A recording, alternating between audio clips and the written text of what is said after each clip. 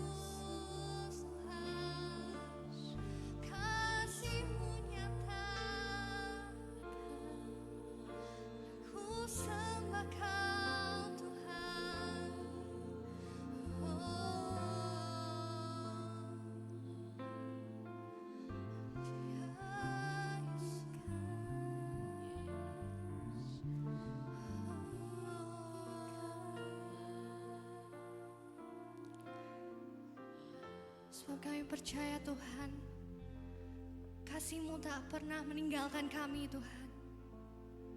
Meskipun kami terjatuh, Kau yang mengangkat kami Tuhan dan menarik kami kembali padamu Tuhan. Kami percaya kasih-Mu tak berkesudahan dalam kehidupan kami Tuhan. Terima kasih untuk kasih-Mu Tuhan. Kau selalu hadir dalam hidup kami. Terima kasih Tuhan.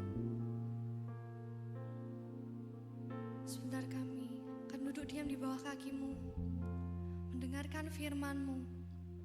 Kau berkati setiap kami Tuhan, dan yang akan menyampaikan firman-Mu, supaya menjadi berkat bagi kami dan menjadi pedoman bagi kehidupan kami. Terima kasih Tuhan, dalam nama Tuhan Yesus kami sudah berdoa. Haleluya, amin. Silakan duduk teman-teman.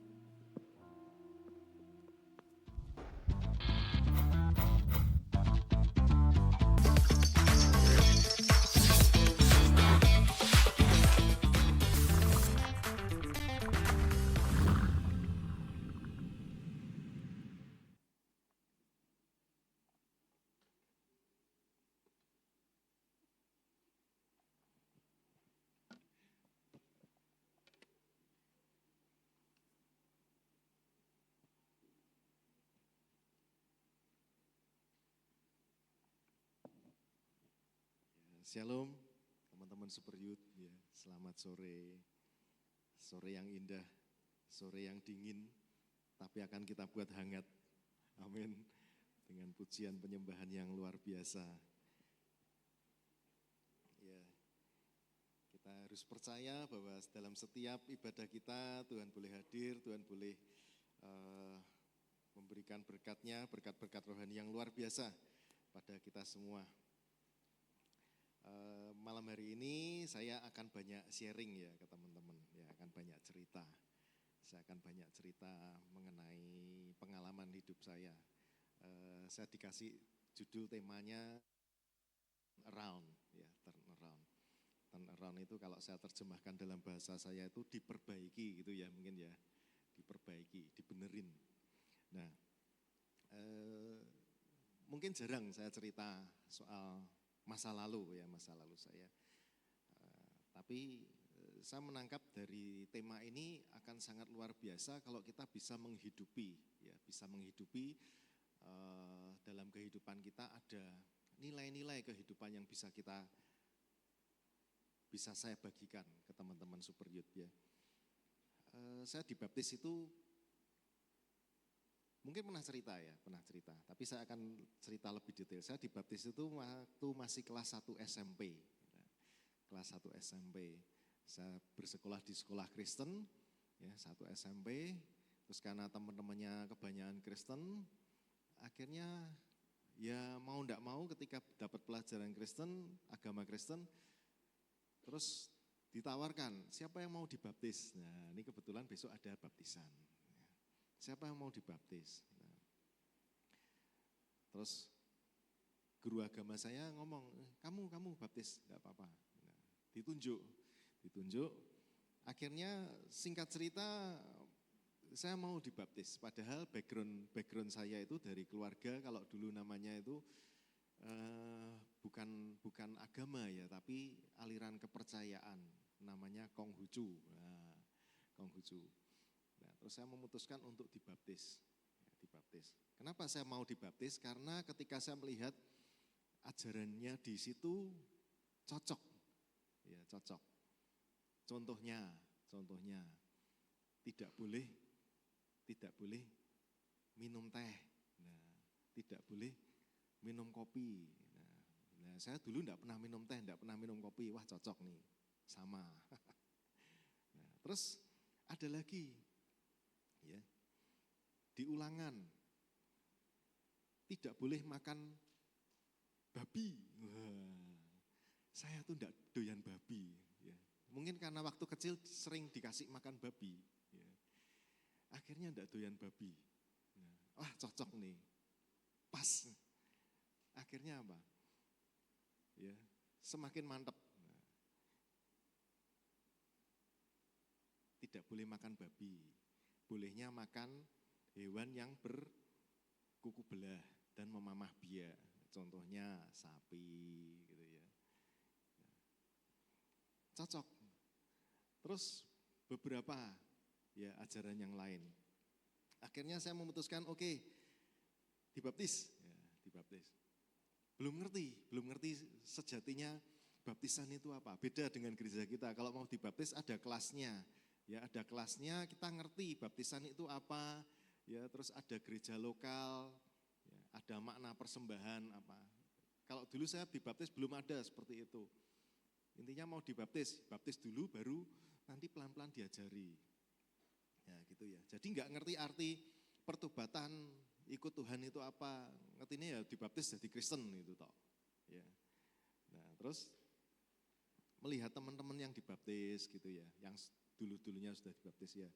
Ya, oh ternyata seperti itu ya, seneng ada komunitasnya, ada teman-temannya. Nah, bayangan saya ketika dibaptis itu dikelilingi oleh orang-orang yang rohani, oleh orang-orang yang apa ya, satu komunitas Kristen itu kan bayanginnya kan luar biasa, apalagi kalau di gereja itu mereka yang sudah Kristen duluan bahasanya gitu kan. Kalau di gereja kan kesaksian, oh cerita ini, oh luar biasa ya, jadi ikut seneng dengernya. Jadi ikut seneng. Nah terus ada harapan, wah aku bisa dibimbing nih, belajar tentang kekristenan lebih lagi, belajar lebih lagi. Terus tapi akhirnya setelah jadi Kristen, ya setelah jadi Kristen di dalam komunitas itu jadi bertanya-tanyanya begini, ketika di dalam ibadah itu ada dibagi kelompok-kelompok kecil seperti komsel gitu ya. Nah di dalamnya itu malah isinya orang-orang yang berdebat tentang ayat firman Tuhan. Nah, terus saya dari situ mulai bertanya-tanya. Kok karena saya waktu jadi Kristen itu kan seneng baca-baca juga di Alkitab ya. Seneng baca ketika Tuhan Yesus ngomong tentang ahli Farisi, ahli Taurat. Terus tak rasa nih kok teman-temanku semua jadi seperti ahli Farisi dan ini ya, ahli Taurat ya, orang-orang Farisi dan ahli Taurat. Apalan ayatnya pinter ya, pinter ngerti. Bisa debat, oh bisa menjelaskan ini. Ya waktu itu enggak tahu jelaskannya benar apa ngawur. Tapi yang penting bisa ngomong dulu, wah pinter ya. Sampai 1 jam. Jadi saya ibadah itu mantep. Dari jam 9 pagi sampai jam 12 siang. Itu 1 kali ibadah di gereja saya yang lama. Ya. 30 menit nyanyi ya, pujian. Terus habis itu ada pembacaan firman 15 menit, habis itu 1 jam, kurang lebih 1 jam belajar tentang firman ya, dibagi kelompok kecil, terus 1 jam lagi, ya 1 jam lagi dengerin khotbah sampai selesai, kurang lebih 3 jam, jadi jam 9 sampai jam 12. Setiap minggu seperti itu terus, dan saya tidak mendapatkan apa-apa, terus terang tidak mendapatkan apa-apa, ketemu dengan orang-orang yang pinter-pinter ya, ahli Farisi, ahli Taurat gitu ya, orang-orang Farisi dan ahli Taurat, pinter-pinter mereka. Saya pun kalau lihat ya ditanyai ya cuma bingung lah. Maklum dulu kan enggak dapat pengajaran apa-apa, jadi ya hanya sekedar membaca. Nah, justru orang-orang yang di sekitar saya itu tidak bisa menjadi teladan, ya. Dari gayanya ngomong hari Sabtu, karena ibadahnya hari Sabtu, ya, bukan hari Minggu, hari Sabat. Nah, dari caranya ngomong dengan kesehariannya itu beda, ya beda. Nah terus dari situ saya mulai bertanya-tanya, apakah kekristenan itu seperti ini? Dan saya belajar, ternyata di dalam kekristenan itu bukan masalah ya menjadi seorang Kristen, tetapi di dalam Alkitab itu ada satu pribadi yang bernama Yesus. Itu yang menarik saya untuk belajar.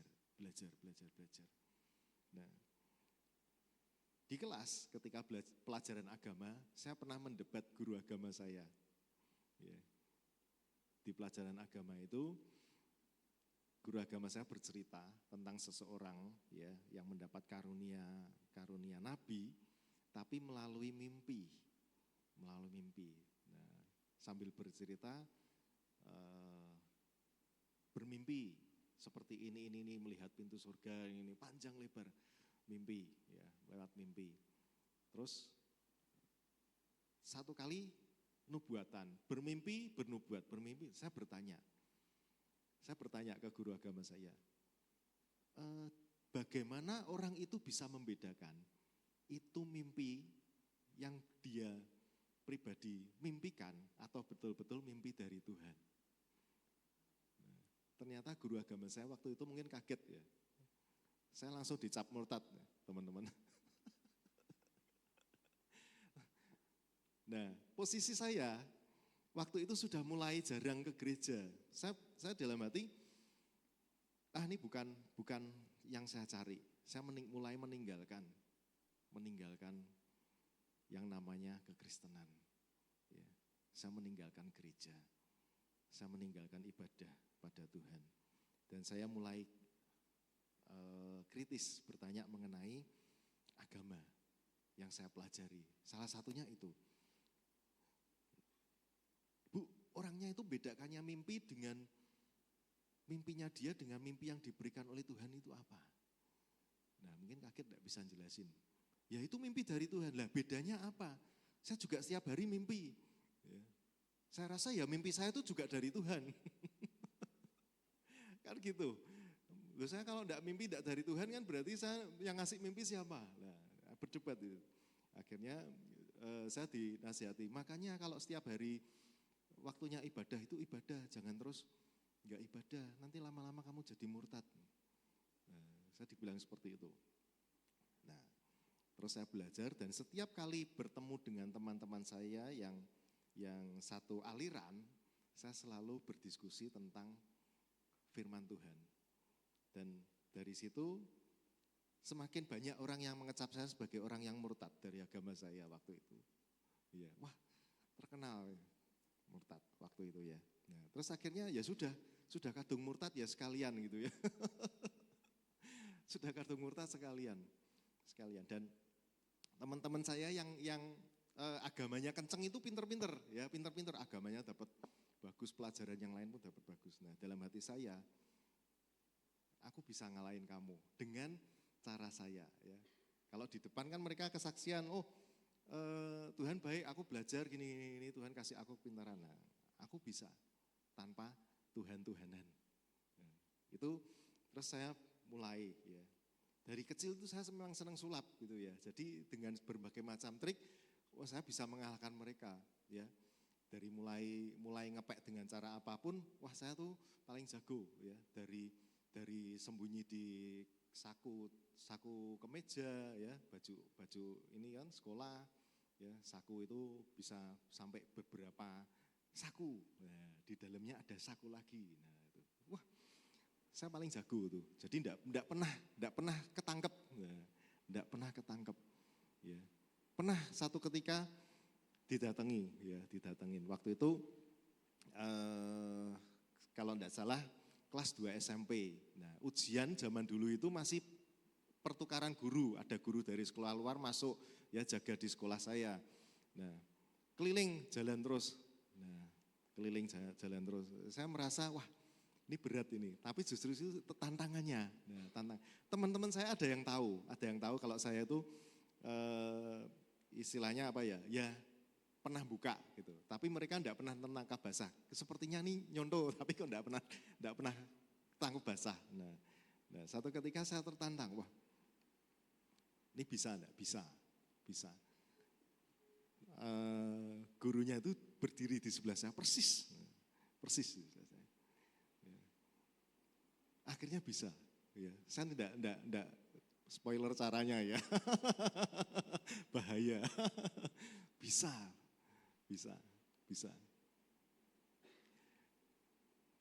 Dan saya mengalahkan teman-teman saya yang ngomongnya agamanya pinter, ya, agamanya kenceng. Saya kalahkan semua. Nah, sampai akhirnya. Tapi yang tidak saya lakukan adalah ketika 3 SMP. 3 SMP saya mulai benar-benar belajar, ya, benar-benar belajar waktu ujian kenaikan SMP ke SMA, ya, saya benar-benar belajar itu. Saya waktu itu ingat dari 1 SMP, 2 SMP, nah, saya itu paling jago kalau suruh ngepek. Ya, teman-teman saya tuh kalau ngepek bukunya tuh di bawah laci ini. Tapi saya lebih soft. Semua buku saya tuh terangkum di dalam sebuah ya, entah itu catatan, entah itu di mana. Nah, dan itu saya mengimbanginya dengan saya belajar ngapalin. Yang enggak saya hafalkan, nah itu saya kepek. Nah, itu caranya gitu. Ya, tapi itu bukan untuk ditiru ya, bukan untuk ditiru. Nanti lanjutan ceritanya. Nah, terus kelas 3 SMP saya naik jadi SMA, naik kelas 1 SMA. Kelas 1 SMA. Nah, di sini ada titik balik ketika saya merasakan mulai ya ada satu perubahan. Nah, orang-orang itu sudah tahu ya, teman-teman itu sudah tahu. Oh nek, ini itu tidak pernah ke gereja ya, pokoknya anggapannya kalau pelajaran agama itu saya paling jadi orang yang paling diam sendiri ya, ditanyai diam sendiri. Suruh ngapalke bisa, tapi kalau misalkan sudah suruh ceritanya sudah suruh sharing dalam arti diskusi soal ayat, nah saya sudah mulai diam. Nah, makanya terus diomong, tidak usah ngomong. Ya, enggak usah ngomong, nanti kamu tanya malah kamu tambah murtad, katanya gitu. Akhirnya enggak ngomong. Nah, terus di satu, jadi di antara guru-guru saya itu ada satu guru yang saya sangat segan ya. Waktu itu guru bahasa Indonesia, saya sangat segan. Di pelajarannya guru ini saya tidak pernah ngepek bahasanya gitu ya. Dan satu SMA itu sudah mulai jadang, tapi masih sering lah beberapa kali. Nah, itu terkenal juga di antara guru-guru, pokoknya nek kalau sama ini diskusi tentang tentang ayat Alkitab wis hati-hati gitu ya. Nah, akhirnya oleh guru ini satu ketika saya dipanggil, waktu itu saya agak lupa, sempat melakukan sesuatu kesalahan, ya kesalahannya gini. Jadi ada teman saya itu, dia iseng bawa kertas. Nah, saya itu nemu korek di jalan, nemu korek api gitu ya, korek api. Nah, terus teman saya, bakar kertas. Pelajaran kosong bakar kertas. Nah, koreknya saya pinjemin, ini aku punya korek, nah bakar. Nah, ada teman yang lebih iseng lagi. Kertasnya itu dimasukkan ke kotak, dulu itu namanya mading, majalah dinding. Nah, masukkan ke kotak mading, satu kotak kebakar semua.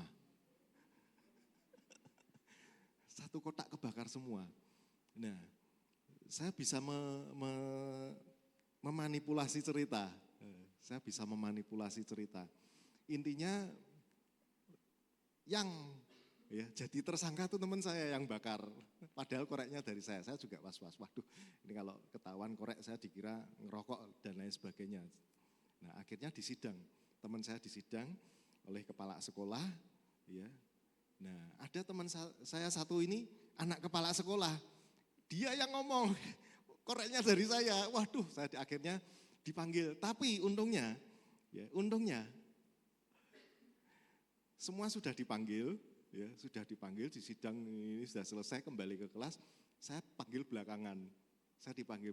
Ternyata teman saya yang anak kepala sekolah ini lapornya telat, akhirnya saya dipanggil. Saya dikira itu tadi merokok lah, enggak. Padahal saya dari kecil itu tidak pernah merokok. Ya, tidak pernah mengenal yang namanya rokok, obat-obatan enggak pernah. Nah, akhirnya saya dipanggil, dicap lagi. Sudah murtad, nakal sisan. Padahal kalau dibilang itu ya enggak nakal-nakal banget gitu ya. Masih ada yang lebih nakal, tapi saya tuh nakalnya intelijen mungkin gitu ya. Ya pinter gitu ya. Saya seringkali ngerjain teman saya tuh jadi saya ngerjain yang disangka tuh temennya yang lain. Nah itu nakalnya gitu. Nah itu asik tuh dulu gitu. Nah akhirnya singkat cerita, satu kali ulangan bahasa Indonesia itu saya dipanggil oleh guru saya. Nah, saya kan memang tidak pernah ngepek kalau ulangan ruangan guru dengan guru bahasa Indonesia ini. Saya tidak pernah ngepek karena saya cukup segan. Dengan guru ini saya cukup segan. Beda agama, ya, beda kepercayaan. Cukup segan saya. Nah, karena nilainya terus jelek. Karena tidak belajar, ulangannya yang saya pelajari sedikit tok, terus nilainya jelek, saya dipanggil. Pokoknya kalau dengan guru ini, nilai jelek pasti dipanggil. Nah, saya dipanggil. Ini nilaimu sekian, gimana nih? Oh ya Bu, saya ngomong, iya Bu, emang saya tidak belajar. Kata teman-teman, kamu tuh pinter ngepek, kenapa enggak ngepek? Loh ternyata tahu guru ini, ada yang lapor. Oh enggak Bu, saya ini enggak. Saya kalau dengan Ibu saya memang enggak pernah ngepek. Jujur enggak pernah ngepek. Terus enggak tahu, gurunya ngomong, saya tahu. Nah ini kata-kata yang cukup menyentil saya sebetulnya, jadi titik balik dalam kehidupan saya. Aku tahu, kamu itu orang baik. Aku tahu kamu itu anak baik. Satu ketika kamu pasti jadi orang yang lebih baik. Nah, saya diam waktu itu. Saya merasa ketika saya mulai menjauhi, ya, orang-orang yang katanya rohani, ya, percaya Tuhan Yesus. Saya merasa Tuhan-Tuhanan opo, kok percaya Tuhan itu orangnya seperti ini. Nah, dari situ saya mulai berpikir. Itu jadi satu titik balik. Dan itu bertambah lagi ketika 1 tahun kemudian kakak saya yang sekolah teologi di Malang itu melayani di Banyuwangi, ya, melayani di Banyuwangi. Jadi hamba Tuhan di sana. Dia sering kirim waktu itu berupa traktat gitu ya, buku-buku rohani itu saya baca. Dan itu jadi titik balik dalam kehidupan saya. Tapi yang jadi masalah adalah saya jadi enggak pede. Karena saya membaca, ya. Saya pernah membaca ayatnya di Yesaya 59 ayat 2. Ya, di Yesaya 59 ayat 2. Tetapi yang merupakan pemisah antara kamu dan Allahmu ialah segala kejahatanmu. Dan yang membuat dia menyembunyikan diri terhadap kamu sehingga ia tidak mendengar ialah segala dosamu. Nah, saya enggak pede. Saya merasa saya ini banyak melakukan kesalahan. Ya. Masih SMP, masih SMA banyak melakukan kesalahan. Sampai guru saya pun bilang, kamu itu jangan jadi murtad. Nah, saya waktu kan baca ya, cari murtad ini artinya apa sih? Nah, aku tanya ke orang, murtad ya apa toh? Nah, dan itu memang waktu itu kan kata-kata yang tidak baik ya, kata-kata yang tidak baik. Dan itu membekas dalam pikiran saya. Nah, terus saya berpikir, aku banyak salah nih, banyak melakukan kekeliruan. Dan aku tidak pede, apalagi pas saya baca ayat Yesaya 52 ayat 2 ini. Yang menjadi pemisah antara kita dengan Tuhan itu adalah kejahatan kita. Termasuk ya, ketika kita minta pada Tuhan, ia tidak mendengar itu karena kita ada dosa. Ya, ialah segala dosamu. Saya merasa bersalah, saya merasa berdosa. Ya. Itu yang membawa kehidupan saya makin jauh pada Tuhan. Ya, merasa tidak layak. Jadi saya kalau mau ke gereja lagi, rasanya tidak bisa masuk. Gitu. Ada sesuatu yang mengganjal di hati. Ya. Saya merasa enggak pede, jauh dari Tuhan. Maka waktu itu saya SMA itu jalan-jalan, pindah-pindah gereja. Gereja ini enggak cocok, pindah gereja mana ya. Waktu itu gereja belum sebanyak sekarang ya.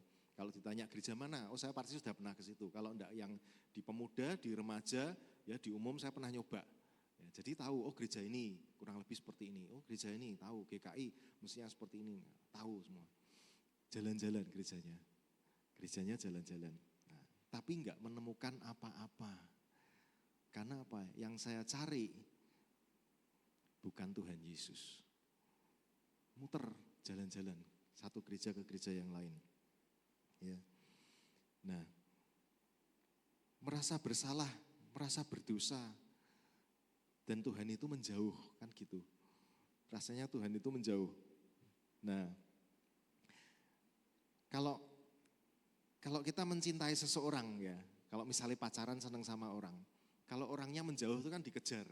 Tapi karena memang tidak punya ikatan, tidak punya cinta gitu ya, belum mengenal Tuhan Yesus, jadi rasanya menjauh ya sudah. Rasanya Tuhan Yesus jauh ya sudah, aku juga rasanya jauh gitu ya. Beda kalau sama orang pacaran, karena orang pacaran kan misalkan ngejar, wah ini ya seneng sama si A, dikejar. Ya. Tapi orangnya menjauh, karena suka ya terus dikejar terus sampai gimana caranya bisa sampai dekat kan gitu. Kalau orang pacaran. Ya. Tapi kalau ini kan belum kenal Tuhan ya, belum kenal Tuhan Yesus, belum kenal pribadi Tuhan Yesus. Jadi kalau jauh itu ya udah wis jauh. Gitu. Nah, akhirnya pada tahun 96 ya, saya masih ingat 96 itu sudah lulus SMA ya. Nah, titik balik saya itu di waktu diomongi guru itu saya meninggalkan semua ilmu-ilmu mengepek saya waktu itu ya. Kakak saya masuk di pelayanan, saya mulai meninggalkan.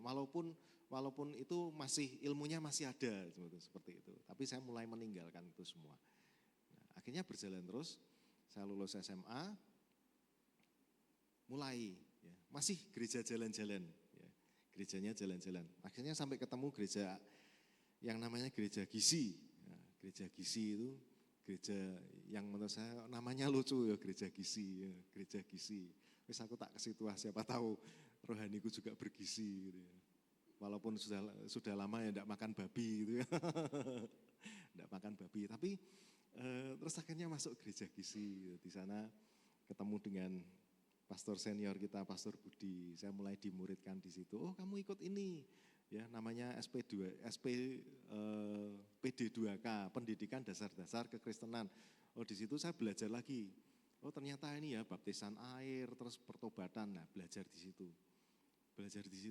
Terus saya senang. Ini yang saya inginkan tuh ini loh. Tahu kekristenan itu seperti ini, tahu Tuhan Yesus itu seperti ini. Nah, dari situ ada sesuatu yang beda, ya. Ada sesuatu yang beda, mendapatkan pengajaran. Nah, di situ saya merasa bahwa ketika saya berpikir ya, ternyata Tuhan itu mengasihi saya.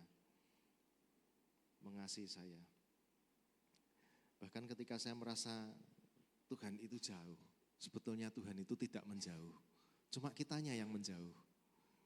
Ya.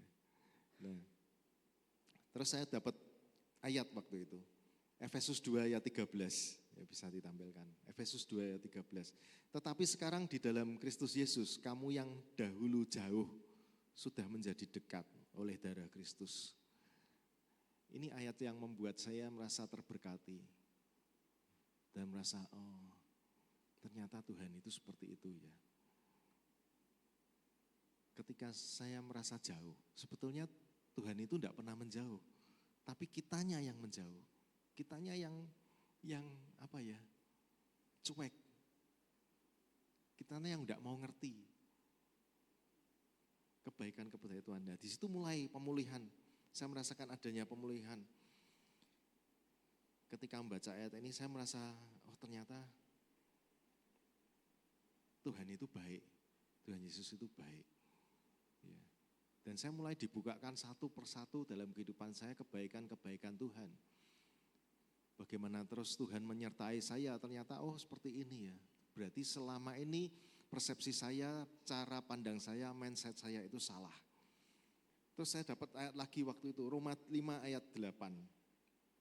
Akan tetapi Allah menunjukkan kasih-Nya kepada kita oleh karena Kristus telah mati untuk kita ketika kita masih berdosa. Ketika kita masih berdosa. Kalau teman-teman Super Youth ya malam hari ini merasa ada sesuatu yang menghalangi, rasanya kok mau nyembah Tuhan susah. Kalau mau ketemu istilahnya mau berdoa ya. merasakan hadirat Tuhan susah, tidak bisa masuk. Ya. Apakah hidupku ini ada yang kurang? Ya, saya merasakan dulu itu, berdosa, wah ini mesti dikatain murtad, wis tidak layak, wis tidak masuk hitungan. Gitu. Tapi ternyata beda. Tuhan itu baik. Nah kalau teman-teman Super Youth malam hari ini merasakan aku kok mau jadi orang yang baik, itu susah.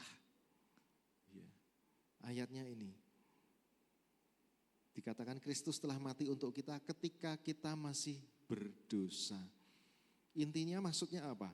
Maksudnya adalah apa yang kita lakukan hari ini tidak menunggu kita ini menjadi baik. Tidak harus kita ini jadi orang yang sempurna dulu. Tidak harus hidup kita ini bisa menjadi sesuai dengan yang diinginkan. Mungkin standar kekristenan mengatakan kamu harus ini. Ya. Kalau dipadankan dengan 10 hukum, jangan mencuri, jangan membunuh. Ya memang tidak melakukan mencuri, tidak melakukan membunuh. Tapi ya, ada bagian-bagian kehidupan kita yang membuat kita ini merasa aku ini sudah bersalah, aku sudah berdosa. Tapi Tuhan katakan bahwa Kristus telah mati untuk kita ketika kita masih berdosa. Intinya tidak menunggu kita ini bisa baik, tidak menunggu kita ini sempurna, tetapi Tuhan Yesus itu mengasihi kita dalam keadaan kita berdosa. Tuhan itu melayakkan kita datang kepada Tuhan dengan kondisi apapun. Dengan kondisi apapun. Itu saya rasakan ketika keluarga saya kan 4 bersaudara. Yang 1 di Banyuwangi, yang 2 waktu itu ada di Jawa Timur, ya, di Bali, sudah ke Bali. Yang ketiga di Kalimantan, saya sendiri di Semarang. Ya. Waktu itu papa kerja, mama di rumah juga kerja. Nah, saya enggak ngerti, waktu itu entah itu saya sakit masuk angin atau apa, tapi badan saya itu enggak karuan rasanya. Enggak karuan, dan kalau saya ngomong ke orang tua itu ya paling ya udah gitu aja, ya suruh tidur gitu. Nah, waktu itu saya sempat cuma berdoa pada Tuhan. Saya berdoa pada Tuhan, Tuhan sakit banget rasanya. Saya enggak pernah merasakan sakit seperti ini. Dan itu saya setelah bertahun-tahun kemudian saya cari tahu ternyata itu ada sakit asam lambung yang cukup parah, cukup akut. Jadi sampai muntah-muntah, sampai istilahnya badan itu panas dingin, gemeter gitu ya, seperti orang mau pingsan tapi tidak bisa pingsan. Kalau bisa pingsan malah sekalian tidak apa-apa gitu ya. Tidak bisa pingsan. Ya. Saya berdoa pada Tuhan. Nah, itu pertama kali saya berdoa pada Tuhan, Tuhan rasanya tidak enak, rasanya tidak nyaman. Kalau kamu Tuhan yang aku baca di dalam Alkitab, Tuhan yang menyembuhkan, aku pasti juga Engkau sembuhkan. Saya tidak bisa berdoa yang bagus waktu itu. Ya. Dalam hati saya berdoa seperti itu. Saya ngulang doa itu saya ulang-ulang. Sampai badan saya akhirnya keringat dingin, berkeringat banyak sekali sampai baju saya ini basah. Dan kurang lebih sekitar 30 menit, badan saya mulai normal, panasnya mulai hilang, pusingnya mulai hilang, gemeternya mulai hilang. Saya merasakan Tuhan itu baik. Oh, Tuhan itu baik. Dan selama saya dari kecil sampai hari ini, ya, puji Tuhan, saya tidak pernah opnam. Tidak pernah opnam. Tuhan itu baik, tidak pernah opnam. Ya. Saya pernah divonis DB, ya, demam berdarah. Karena di kaki saya sudah muncul banyak bercak-bercak merah, ya. Badan mulai panas dingin, sama ayah saya, yuk ke dokter. Ya, waktu itu ke dokter. Dokter ngomong ini opnam nih, harus opnam. Sudah drop katanya. Tapi karena kondisi ekonomi waktu itu, papa bilang rawat jalan aja. Dan saya tahu kalau rawat jalan itu resiko. Ya. Akhirnya tetap rawat jalan, pulang, kasih obat seadanya, saya minum. Kurang lebih 4 hari sembuh. Nah, dari situ saya mereview kehidupan saya. Ternyata Tuhan itu baik. Kalau Tuhan itu tidak baik, ya, mungkin saya akan mengalami banyak hal yang membuat saya itu sudah jatuh bangun dalam kehidupan saya. Ya. Kristus telah mati untuk kita ketika kita masih berdosa. Tidak menunggu kita sempurna, tidak menunggu kita ini jadi orang yang benar-benar baik, tidak menunggu kita jadi orang yang penurut. Ya. Tapi apapun kondisi kita ketika kita datang kepada Tuhan, Tuhan itu membuka tangannya. Dan bahkan dikatakan Kristus telah mati untuk kita ketika kita masih berdosa. Ya. Di Yohanes 6 ayat 37, semua yang diberikan Bapa kepadaku akan datang kepadaku dan barang siapa datang kepadaku, ia tidak akan kubuang. Ya. Siapa yang datang kepada Tuhan Yesus, ia tidak akan kubuang. Yohanes 6 ini berbicara mengenai roti hidup. Bagaimana ketika Tuhan itu menjadi roti hidup yang memberikan kehidupan kepada kita.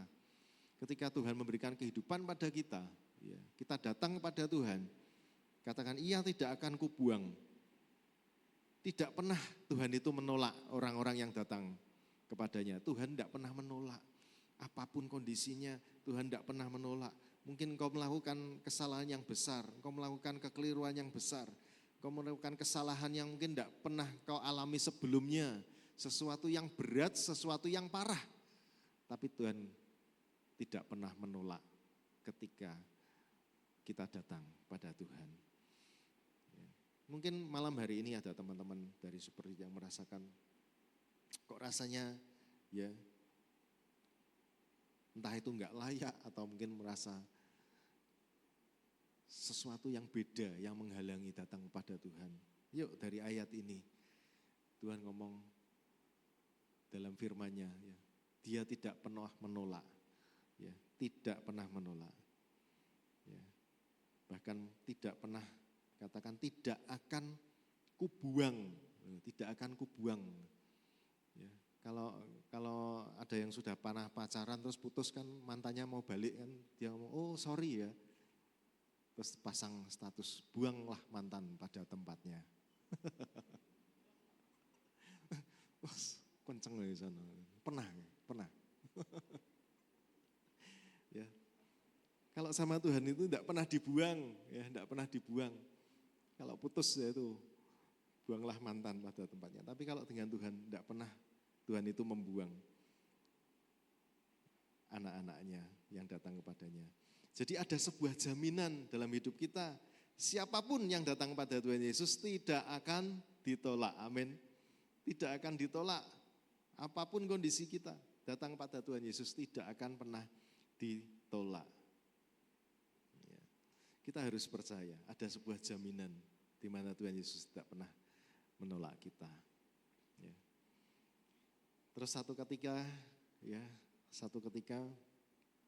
ketika saya mulai menata kehidupan rohani saya, benar-benar Tuhan mau apa sih dalam kehidupan saya, orang yang tadinya dikatakan murtad ini, ya berbeda, sudah beda jalannya, ya dulu kan tidak boleh minum teh, tidak boleh minum kopi, terus sekarang sudah melompat, ya, melompat. Tapi yang sampai hari ini tidak bisa tuh ya tidak makan babi, gitu, ya. Makanya kan tidak gemuk-gemuk. Ya. Tapi teh dengan kopi, ya itu nikmat sekali. Bahkan kalau setiap hari tanpa minum kopi itu rasanya belum menikmati hidup, ya, katanya. Ya, jadi kopi itu luar biasa. Ya. Jadi dari dulunya yang tidak suka kopi, terus akhirnya milih sebuah ya keputusan aku dibaptis di sini. Tapi sekarang jadi kopi, ya. Ketika otak ya perlu inspirasi, ya minumlah kopi. Ya seperti itu. Ya. Wah, saya bisa melihat para penggemar kopi di sini. Kapan-kapan kita perlu ngopi bareng ya. Setuju ya. Saya dapat banyak ini, ya. Perlu. Ya. Saya bertanya, Tuhan, saya ini dulu dikatakan murtad. Terus sekarang Tuhan mau apa sih? Tapi saya enggak pernah ngomong ke siapapun. Enggak pernah ngomong siapapun, tapi pada satu ketika ada satu hamba Tuhan yang ngomong sama saya. Dan itu terus pada satu malam saya waktu berdoa, ya, ada satu suara yang ngomong ke saya. Jelas sekali, suara itu ngomong, engkau akan dipakai Tuhan. Saya kaget, dipakai apa? Pakai apa? Nah, dalam hati saya, ya sudahlah, kalau memang Tuhan mau pakai saya, kalau memang mau dipakai orang yang tadinya dikatain murtad ini loh, pasti Tuhan akan tunjukkan sesuatu jalan. Ya. Saya percaya, ya, kehidupan saya mulai pelan-pelan, ya, diubahkan oleh Tuhan. Ya, lagu tadi juga bagus ketika kita mulai diubahkan, mengenal, ya, saat Kau hadir, ya, Kau ubah hidupku. Ya, itu yang saya rasakan. Ya, kita harus mulai merubah kehidupan kita, mulai, ya, bagaimana agar hidup kita ini jangan jauh dari Tuhan. Ya, hidup kita ini tidak boleh jauh-jauh dari Tuhan. Ketika saya tahu, oh ternyata seperti itu. Bukan Tuhan yang menjauh dari saya, tapi saya yang menjauh dari Tuhan. Ketika saya berbalik, terus saya melihat perjalanan hidup saya dari kecil sampai SMP, SMA, Tuhan begitu baik. Tuhan begitu baik, Tuhan begitu menyertai saya. Banyak hal yang ternyata Tuhan kerjakan dalam kehidupan saya yang luar biasa. Ya, itu bisa menjadi kesaksian. Ya. Nah, kita tidak boleh jauh-jauh dari Tuhan, kita harus mulai mengenal Tuhan. Yang pertama, kita harus mengalami penebusan dan pengampunan dari Tuhan Yesus atas dosa. Kita harus percaya. Kalau sudah ditebus ya harus percaya bahwa kita jadi umat yang sudah ditebus. Ya, walaupun kondisinya saat ini mungkin bersalah, ya, ada kesalahan apapun, tapi ketika kita mengalami penebusan dan pengampunan atas dosa, Tuhan memberikan sebuah privilege pada kita, memberikan satu akses pada kita untuk bisa datang kepadanya. Kita harus mengalami kasih dari Tuhan Yesus. Ya, kalau kita tidak mengalami kasih dari Tuhan Yesus, kita nggak ngerti. Kita akan seperti saya waktu itu merasakan, opo Tuhan-Tuhanan. Wong nyatanya dengan kemampuan saya bisa mengalahkan mereka yang mengatakan, aku punya Tuhan. Saya bisa mengalahkan mereka. Tapi terus saya tersadarkan, oh ternyata bukan seperti itu maksudnya. Maksudnya tidak seperti itu. Ya, mengalami kasih dari Tuhan Yesus. Mengalami kasih dari Tuhan Yesus. Mengalami bagaimana Tuhan Yesus itu mengubahkan hidup kita. Ya, yang tadinya mungkin dikatakan seperti ini, tapi ternyata Tuhan itu bisa berkarya loh. Ya, bahkan ketika saya ketemu, dulu di Kompol itu ada satu teman volunteer gitu ya, dia singer, terus ternyata dapat suami orang yang dari gereja saya yang dulu. Nah, saya ngomong loh, aku tuh dulu dari gereja situ, malah kamu balik ke situ, saya ke sini, gitu kan, ijol-ijolan gitu ya, tuker. Tapi ya itulah namanya dinamika kerohanian ya. Singernya waktu itu ke sana, ya, saya yang balik ke AFGF seperti itu. Nah, itu saya juga nggak habis pikir, ya nggak habis pikir. Ternyata bisa terjadi seperti itu ya. Nah, ketika menikah saya kan diundang. Nah, saya datang ke sana. Sudah punya gambaran, wah ini masuk ke gereja itu, oh ini dulu murtad, ini dulu murtad. Tapi saya masuk aja dengan percaya diri lah, biasa aja. Ketemu guru-guru saya, ya biasa ketemu. Ya masih adalah guyon-guyon, tapi dalam hati saya sudah tidak ada rasa rasa jengkel. Saya orangnya tidak suka sakit hatinan gitu ya, paling ya jengkel tok, nanti setelah itu hilang. Nah, Enggak jengkel. Aku ngomong, kamu ya sekarang di gereja mana? Jangan murtad ya. Oh, enggak Bu, siap. Sekarang enggak murtad toh. Baik, jadi anak baik-baik. Itu seperti itu. Dan mengenal kasih Tuhan Yesus. Ya, hidup kita punya kasih dari Tuhan Yesus. Nah, terus yang penting lagi memiliki persekutuan pribadi. Ya. Kalau engkau mengatakan bahwa engkau mengenal Tuhan Yesus, kau harus memiliki persekutuan pribadi. Tidak bisa kita ngomong, aku kenal Tuhan, aku percaya dibaptis, ya ikut Tuhan. Tapi seperti saya nanti, bahasanya ya Kristen-Kristenan tok. Tahunnya ya, wah Kristen ya seperti ini, dibaptis sudah. Tahunnya kumpul-kumpul, seneng nyembah Tuhan. Kekristenan itu bukan berbicara mengenai kita bagaimana berdoa sebelum makan, ya datang ke gereja setiap hari Minggu, datang ibadah youth setiap hari Sabtu, kalau dikasih jadwal tugas pelayanan kita pelayanan, tetapi lebih dari itu, bagaimana engkau mengenal, memiliki persekutuan pribadi dengan Tuhan Yesus. Kalau engkau tidak punya pengenalan pribadi akan Tuhan Yesus, ketika engkau akan mengalami satu hal, engkau akan menjauh dari Tuhan. Engkau akan menganggap bahwa bersama Tuhan itu tidak ada faedahnya. Tetapi kalau engkau memiliki persekutuan yang pribadi dengan Tuhan Yesus, ketika apapun yang engkau hadapi, engkau akan merasa ada Tuhan Yesus di situ yang menemani. Ya. Terus apa yang harus kita lakukan ya? Sebetulnya saya punya banyak cerita ya, dalam pekerjaan juga, tapi nanti next time ya. Nanti next time, karena ceritanya banyak juga, banyak hal-hal yang krusial dalam kehidupan saya selama mengikut Tuhan. Nah, apa yang harus kita lakukan? Apa yang harus kita perbaiki dalam kehidupan kita? Yang pertama adalah ketika kita jauh dari Tuhan, pertama adalah segera kembali. Ya. Saya menemukan ketika ada kata-kata itu, aku tahu kamu ini sebetulnya anak yang baik.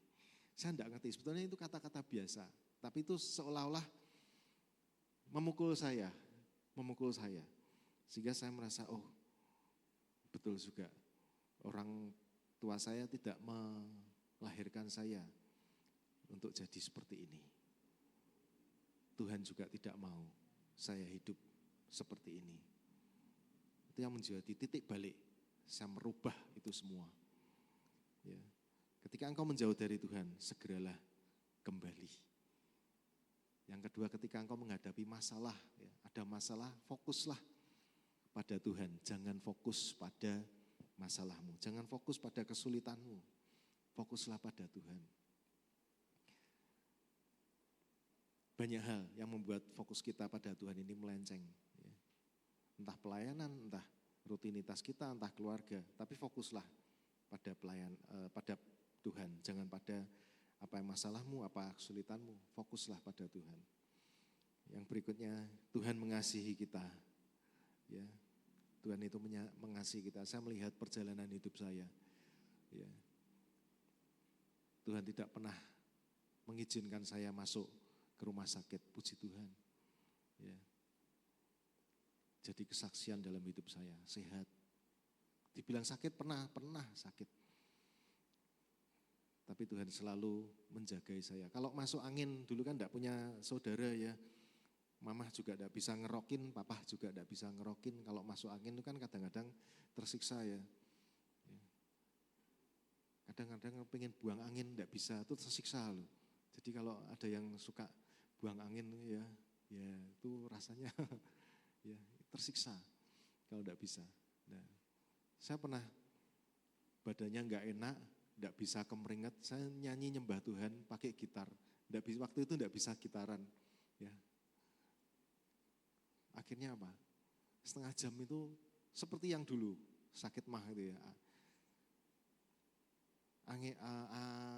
Keringat dingin keluar, sembuh sendiri. Ya, langsung tidur, besoknya enakan. Tidak perlu minum obat. Ya, karena saya percaya ketika saya nyanyi, Tuhan Yesus itulah adalah Bapa dan Raja dari segala yang ada di muka bumi ini ya. Tabib ya, dokter segala dokter, dia rajanya yang tahu segala obat. Ketika saya datang pada Tuhan, Tuhan pasti sembuhkan. Itu yang saya alami. Ya. Tuhan mengasihi saya dan Anda sekalian. Tuhan mengasihi kita. Ketika kita punya 1000 alasan untuk meninggalkan Tuhan, tetapi Tuhan hanya butuh 1 alasan untuk mengasihi kita.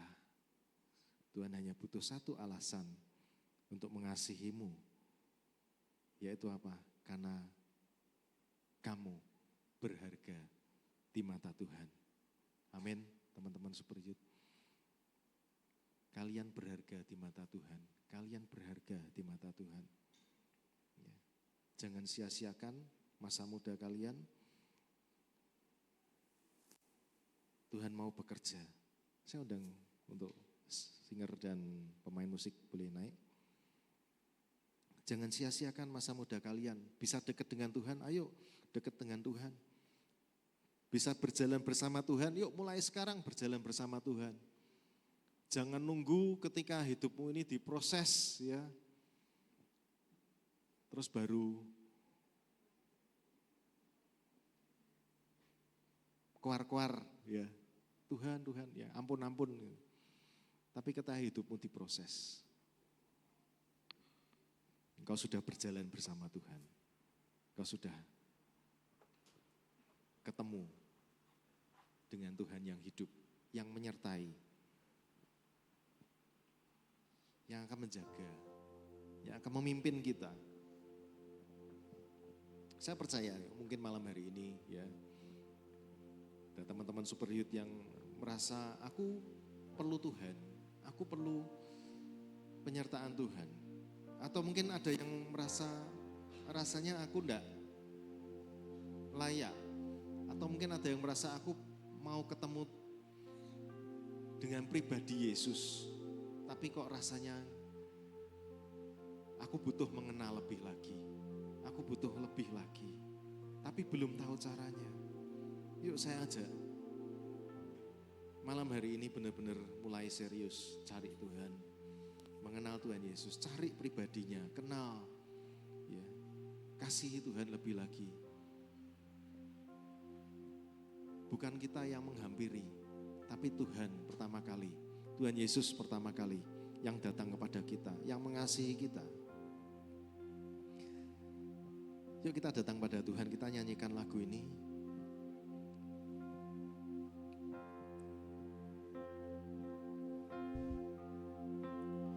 Yesus. Hiasi kehidupanku dengan kemurahan-Mu. Kau rancangkan masa depanku penuh dengan harapan. Imani setiap lagu, kata-kata dari lagu ini. Aku ada saat ini, semuanya karena kasih-Mu.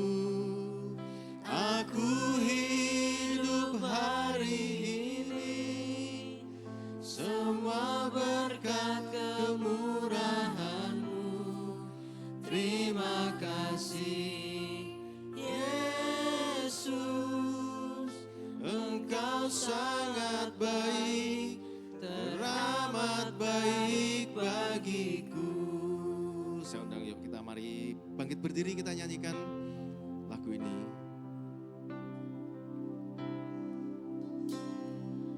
Kau hiasi kehidupanku dengan kemurahan-Mu. Kau rancangkan masa depanku penuh dengan harapan. Aku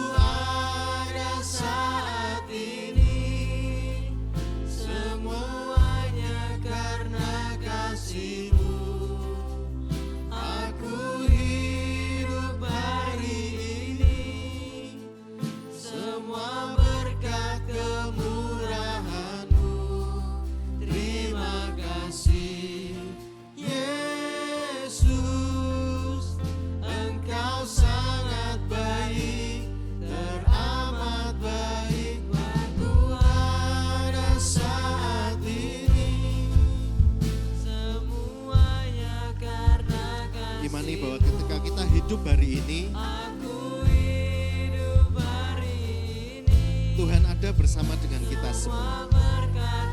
Teman-teman Super Youth, malam hari ini ketika engkau rindu, Tuhan menyertai kehidupanmu lebih lagi.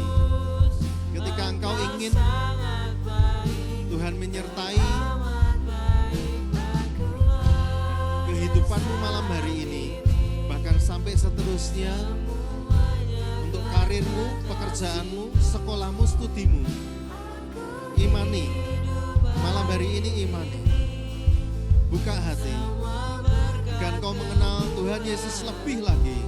Ketika engkau mungkin menjauh dari Tuhan, kau merasa ada satu kesia-siaan, mungkin ada sesuatu yang tidak berkenan dalam hidupmu. Kau mulai meninggalkan Tuhan. Kau mulai meragukan imanmu. Saya ajak malam hari ini, yuk hampiri Tuhan. Yuk minta penyertaan Tuhan. Kembali kepada Tuhan, berbalik pada Tuhan. Tuhan yang akan menerima, tidak akan pernah membuang engkau. Tidak akan pernah menolak. Tapi percaya bahwa Dia akan menerima, Dia membuka tangannya ketika engkau datang, dan kau akan mendapatkan penyertaannya, kebaikannya, kebaikan Tuhan, penyertaan Tuhan.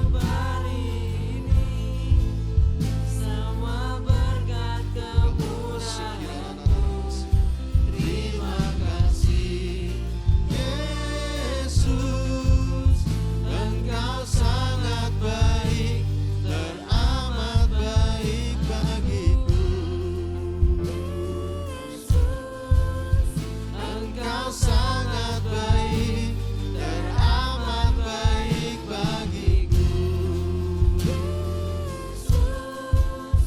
Engkau sangat baik, teramat baik bagiku. Saya ada setiap kita datang pada Tuhan, naikkan penyembahan kita. Wasikirana masikirana masikirana. Ora malama masikirana karana masikirana. Ora malama masikirana. Ora malama sakana masikirana.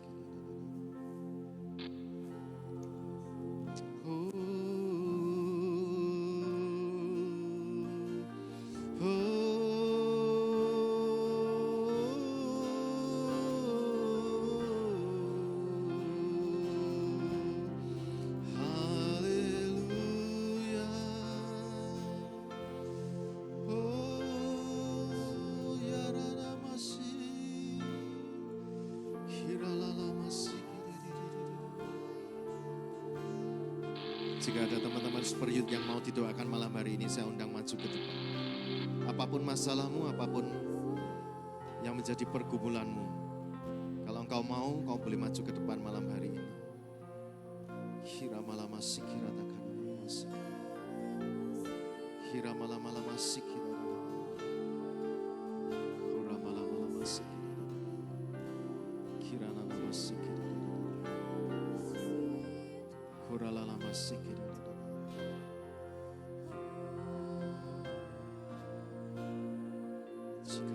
sikira. Kalau kau rindu Tuhan lebih lagi dalam hidupmu, kau boleh maju ke depan. Sikara malama sikira. Hura malama sikira.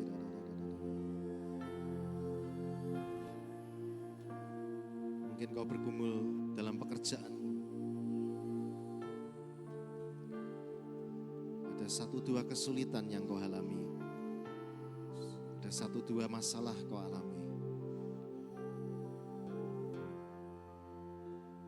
Kira mana masih. Mungkin ada teman yang tidak suka, yang mungkin akan menjatuhkanmu malam hari ini. Firman Tuhan berkata, jangan takut, Dia akan menyertai engkau.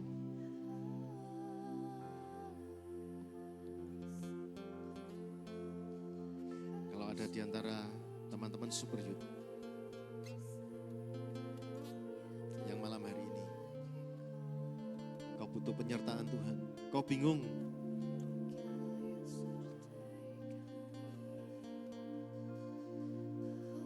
setelah ini engkau akan kemana? Tuhan akan bukakan jalan buat kau. Terima kasih Tuhan, terima kasih. Untuk setiap teman-teman Super Youth malam hari ini. Terima kasih Tuhan. Kebaikan Tuhan turun atas mereka. Kasih Tuhan turun atas mereka. Biarlah penyertaan Tuhan tak pernah putus dalam kehidupan mereka. Kami percaya Tuhan, sekalipun iman kami mungkin berbalik kepada Engkau, tapi Engkau Tuhan yang setia. Engkau Tuhan yang selalu menghampiri mereka. Engkau Tuhan yang selalu mendatangi mereka terlebih dahulu. Dan hamba-Mu percaya malam hari ini Kau boleh sertai teman-teman Super Youth di tempat ini. Biarlah kebaikan, kemurahan boleh nyata dalam kehidupan mereka. Apapun yang mereka alami Tuhan, Tuhan yang boleh menjaga, menyertai mereka. Tuhan kirim malaikat-Mu Tuhan. Jagai hati mereka Tuhan. Biarlah hati mereka penuh dengan kewaspadaan. Oleh rupa-rupa dunia saat ini Tuhan, Kau jagai hati mereka Tuhan. Kebaikan-Mu Tuhan turun atas mereka. Tuhan, kami percaya kebaikan Tuhan. Tuhan nyatakan untuk teman-teman Super Youth malam hari ini. Kebaikan Tuhan, Tuhan nyatakan lebih lagi. Terima kasih Tuhan, terima kasih. Segala puji hormat bagi-Mu. Biarlah teman-teman Super Youth merasakan kebaikan-Mu Tuhan.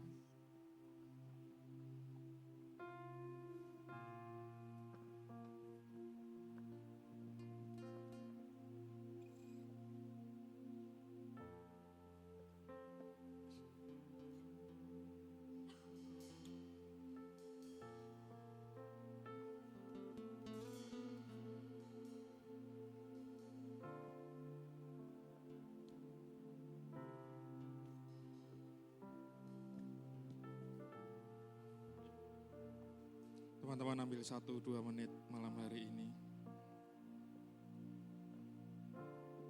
Naikkan setiap doa-doamu kepada Tuhan.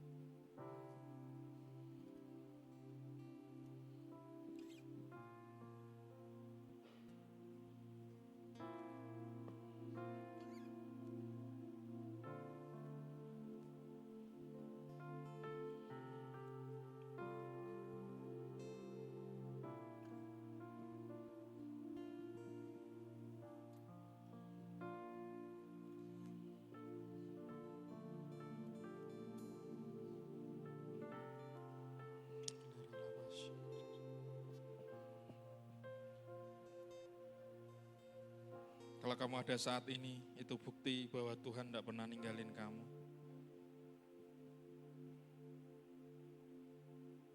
Mungkin saat ini kamu merasa jauh dari Tuhan, banyak masalah.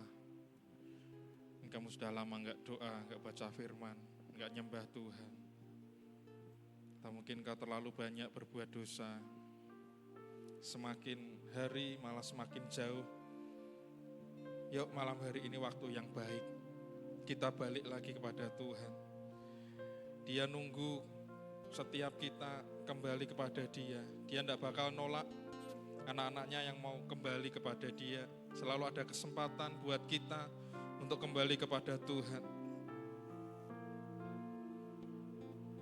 Kalau kamu mau kembali, Dia akan menyambutmu. Tuhan bilang, carilah Aku, maka engkau akan mendapatkan. Tuhan bilang, ketoklah maka akan dibukakan pintu bagimu. Dan Tuhan pernah bilang bahwa apabila kamu berseru dan datang untuk berdoa kepadaku, maka aku akan mendengarkan kamu. Apabila kamu mencari aku, kamu akan menemukan aku. Apabila kamu menanyakan aku dengan segenap hati, aku akan memberi kamu menemukan aku. Dan aku akan memulihkan keadaanmu. Ayo kembali kepada Tuhan.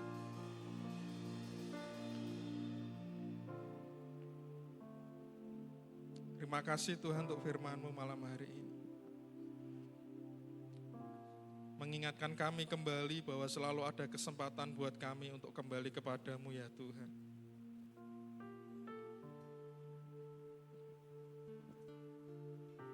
Terima kasih Tuhan, terima kasih.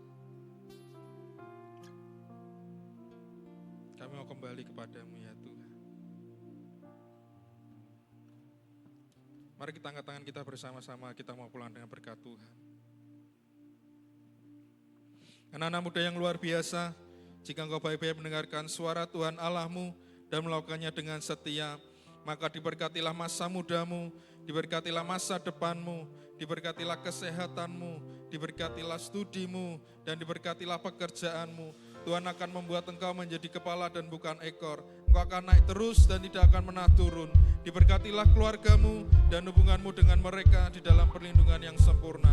Sekarang pulanglah ke rumah masing-masing dengan bawa berkat yang terbaik dari Tuhan Yesus. Terpujilah nama Tuhan dari dulu, sekarang, sampai selama-lamanya. Semua yang percaya sama-sama kita katakan, amin. God bless.